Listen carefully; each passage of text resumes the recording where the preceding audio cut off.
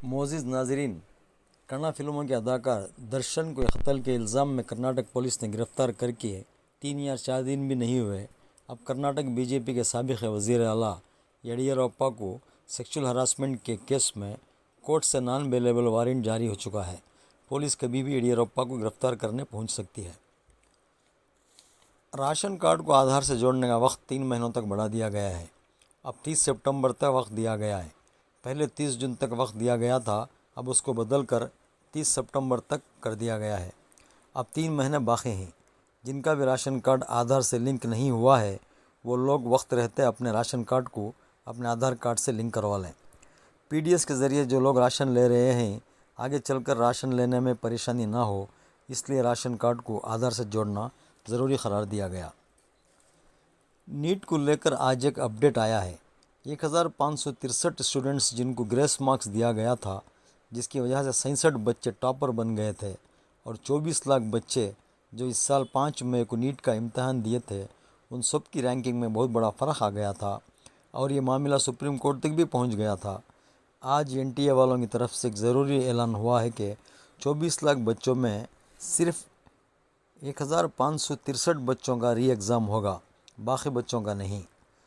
23 जून को 1563 बच्चों का री नीट एग्ज़ाम होगा और रिज़ल्ट 1 जुलाई को आएगा।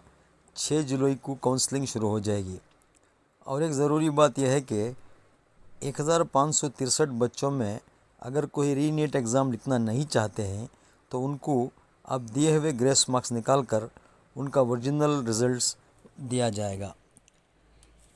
कांग्रेस के नेता राहुल गांधी ने रायबरेली में एक धन्यवाद रैली से खिताब करते हुए क्या कहा, ये देखिए। अयोध्या की सीट हार गए,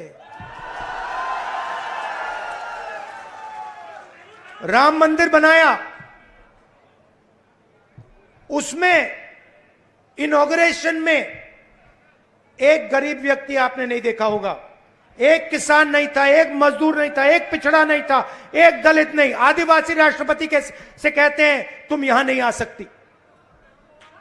और आपने वहां पे देखा अदानी जी खड़े थे, अंबानी जी खड़े थे, देश के अरबपति खड़े थे, पूरा बॉलीवुड खड़ा था, क्रिकेट की टीमें खड़ी थी, मगर एक गरीब व्यक्ति नहीं खड़ा।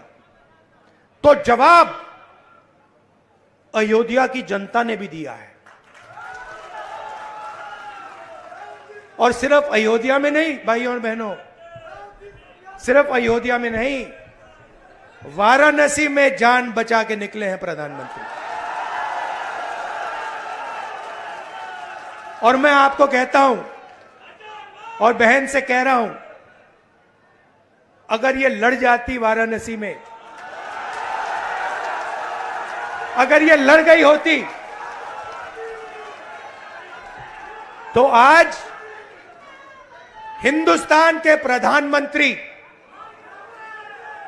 2-3 लाख वोटों से वाराणसी का चुनाव हार जाते। मैं ये बात अहंकार से नहीं कह रहा हूं, मैं ये इसलिए कह रहा हूं क्योंकि हिंदुस्तान के प्रधानमंत्री को हिंदुस्तान की जनता ने मैसेज दिया है, ये आपकी जो राजनीति है हमें अच्छी नहीं लगी, हम इसके खिलाफ हैं, हम नफरत के खिलाफ हैं, हम हिंसा के खिलाफ हैं। नाज़रीन, 2024 के लोकसभा इंतखाबात का तूफ़ान अब थम चुका है। एनडीए गवर्नमेंट बन चुकी है। बड़े बड़े वजारतों की कुर्सी बीजेपी वालों को ही मिली है, बाकी वजारतों की कुर्सी एनडीए वालों को दी गई है। आग तो बुझ चुकी है लेकिन धुआं अभी भी बाकी है। इस साल के आखिरी तक 3 या 4 रियासतों में इंतखाबात होने वाले हैं। जब तक कोई उथल पुथल नहीं होगी सब कुछ ऐसा ही चलता रहेगा। हालांकि महाराष्ट्र में एकनाथ शिंदे की शिवसेना बीजेपी गवर्नमेंट को लेकर ये कहा जा रहा है कि उनके 40 से ज़्यादा एमएलए इंडिया अलायंस यानी शरद पवार की एनसीपी, उद्धव ठाकरे की शिवसेना और कांग्रेस के राबिते में ही। नाजरीन, कुवैत में होने वाले आग हादसे में हिंदुस्तान के 40 लोग इंतकाल कर गए।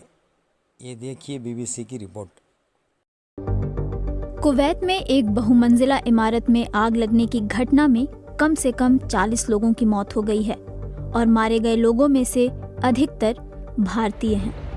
भारत के विदेश मंत्रालय के प्रवक्ता रणधीर जायसवाल ने बीबीसी को बताया कि अभी तक 40 लोगों के मौत की पुष्टि हुई है और इनमें से अधिकतर भारतीय नागरिक हैं। कुवैत में भारत के राजदूत ने अस्पतालों का दौरा कर घायलों का हालचाल भी पूछा है। इस घटना में करीब 50 लोग घायल भी हुए हैं। अधिकारियों ने बताया कि कुवैत के मंगाफ इलाके के एक 6 मंजिला बिल्डिंग के किचन से आग की शुरुआत हुई। उस समय बिल्डिंग में 160 मजदूर मौजूद थे। सभी मजदूर एक ही कंपनी में काम करते हैं। प्रधानमंत्री नरेंद्र मोदी ने सोशल प्लेटफॉर्म एक्स पर पोस्ट कर इस घटना पर दुख जताया है। उन्होंने लिखा, कुवैत शहर में आग की घटना दुखद है। मेरी संवेदनाएं उन सभी के साथ हैं जिन्होंने अपने प्रियजनों को खोया है। मैं प्रार्थना करता हूं कि घायल जल्द से जल्द ठीक हो जाएं। कुवैत में भारतीय दूतावास स्थिति पर नजर बनाए हुआ है और इस घटना से प्रभावित हुए लोगों की सहायता के लिए वहां के अधिकारियों के साथ काम कर रहा है। कुवैत के गृह मंत्री फहद यूसुफ अल सबाह ने घटनास्थल का दौरा किया। मौके पर पत्रकारों से बात करते हुए गृह मंत्री ने कहा कि संपत्ति मालिकों का लालच इस घटना के लिए जिम्मेदार है। طمع أصحاب العقارات وهو اللي يؤدي إلى هالأمور هذه. وأنا الحين بكلم مدير البلدية من باكر، من الحين أنا أتكلم حق أصحاب العقارات كلها، من باكر أي مخالفة عقارية راح تنزال باكر الصبح. कुवैती मीडिया की रिपोर्ट के मुताबिक इस इमारत में क्षमता से अधिक लोग रह रहे थे। गृह मंत्री ने कहा है कि संपत्ति कानून के उल्लंघनों की जांच की जाएगी। भारतीय दूतावास ने इस दुखद घटना के बाद एक हेल्पलाइन नंबर 965-6550-5246 जारी किया है। सहायता के राहुल गांधी ने 2 सीटों पर शानदार जीत हासिल करने के बाद अब 1 सीट से इस्तीफा देना पड़ेगा। देखना यह है कि राहुल गांधी वायनाड छोड़ेंगे या रायबरेली। मेरे ख्याल से राहुल गांधी रायबरेली की सीट अपनी बहन प्रियंका गांधी के लिए छोड़ सकते हैं। नाज़रीन, इस वीडियो को सब्सक्राइब करें, लाइक करें और शेयर करें।